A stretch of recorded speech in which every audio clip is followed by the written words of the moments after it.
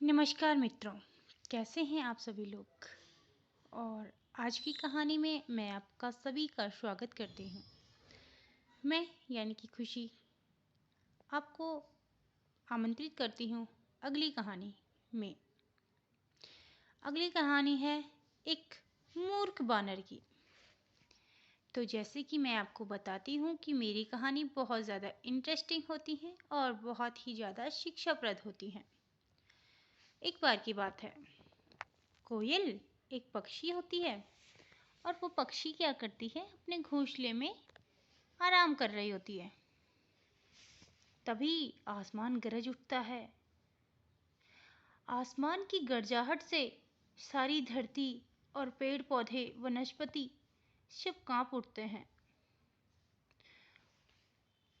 और बादल काले बादलों की जगह भूरे बादल लगते हैं।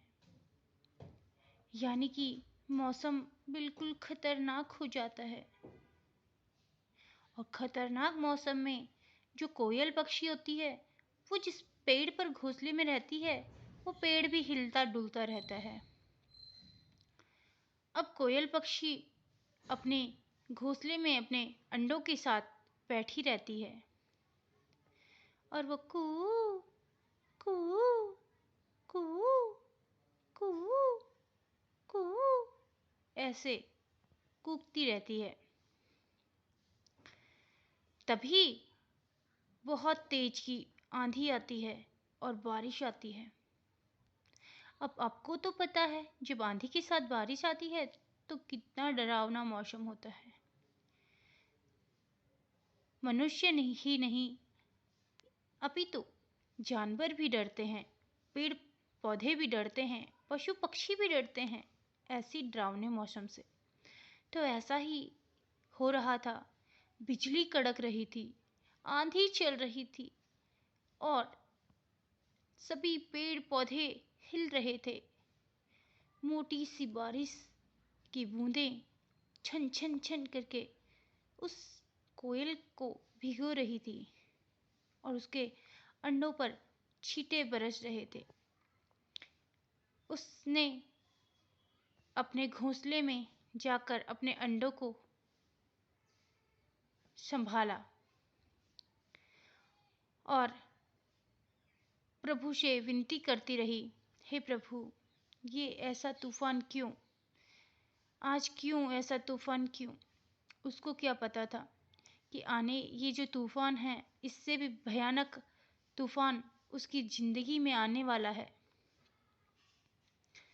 दूर देखती है, एक बानर होता है। बानर यानी कि बंदर। और बारिश के कारण वो भीग रहा होता है। जब बारिश के कारण वो भीग रहा होता है तो कोयल उसकी मदद करना चाहती है। कोयल कहती है, हे बानर, क्या तुम्हारा कोई घर नहीं है? बानर भैया, तुम क्यों भीग रहे हो? जाओ ना, जाकर अपने घर में रहो, अपने घर चले जाओ। वह बानर उसको एक दो बार इग्नोर मारता है, इग्नोर करता है। वो उसकी बातों को अनसुनी करता है। दूसरी बार भी वह यही कहती है। तीसरी बार उसको गुस्सा आ जाता है और बंदर जाकर कोयल के घोंसले को दबोच देता है। कोयल तो भाग उठती है, लेकिन उसके सारे अंडे फूट जाते हैं। उसके सारे अंडे फूट जाने के कारण ये तूफान उसकी जिंदगी में भी आ गया। कोयल रोती है, बिलखती है और कहती है, जा दुष्ट, जा पापी, तेरा घर कभी नहीं बनेगा। और यही श्राप के कारण आज भी बंदर रात को पेड़ों पर ही सोते हैं। उनका अपना कोई भी घर नहीं होता। तो देखा आपने, एक बंदर को एक कोयल ने सही सलाह दी, सही बात कही, तो उसको किस तरीके से चिढ़ आ गई।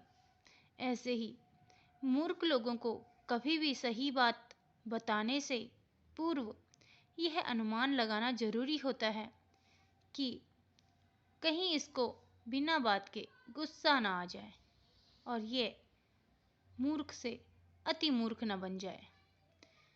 तो ये कहानी थी एक मूर्ख वानर पर, एक कोयल पर, उसके अंडों पर यानी कि उसके बच्चों पर। तो आप सभी को मेरी कहानियाँ कैसे लग रही हैं? मैं मिलती हूँ आप सभी से एक नेक्स्ट कहानी में। तब तक के लिए आप सभी को मेरा प्रणाम।